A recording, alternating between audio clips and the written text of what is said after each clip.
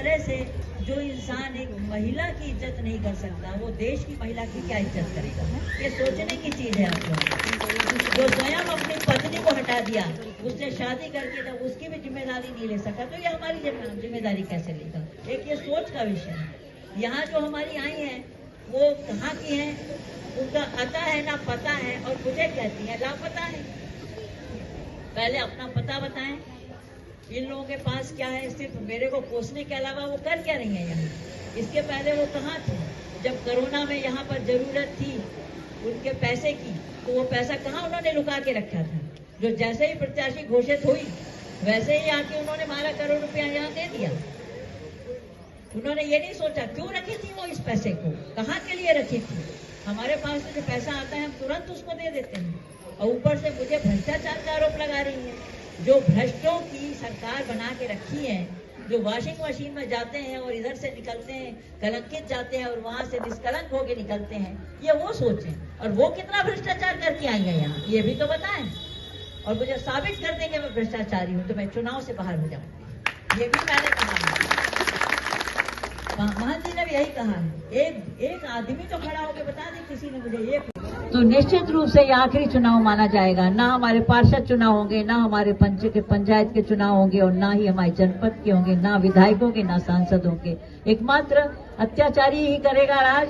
तानाशाही और हिटलर का नाम तो आप लोगों ने सुना ही होगा।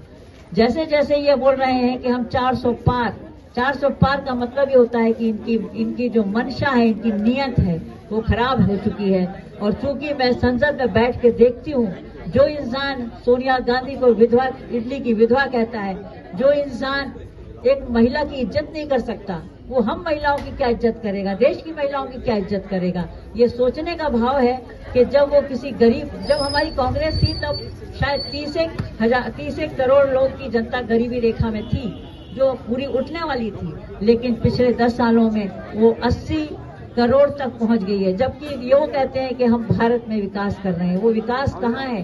वो अच्छे दिन कहाँ है? जब 10 साल से हमें कुछ नहीं मिला, तो अब हमारे साथियों को, हमारी जनता को, हमारे देश के लोगों को यह सोचना चाहिए कि अब इस सरकार को बदलना ही ठीक है।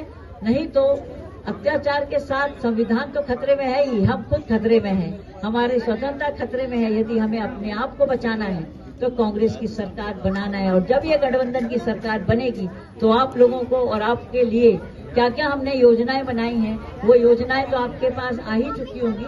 मैं थोड़ा संक्षिप्त में बताऊंगी कि हमारी 5 न्याय पत्र जो बने हैं गारंटी के, उसमें 25 गारंटियां हैं। उसके अंदर सबसे पहले ये है कि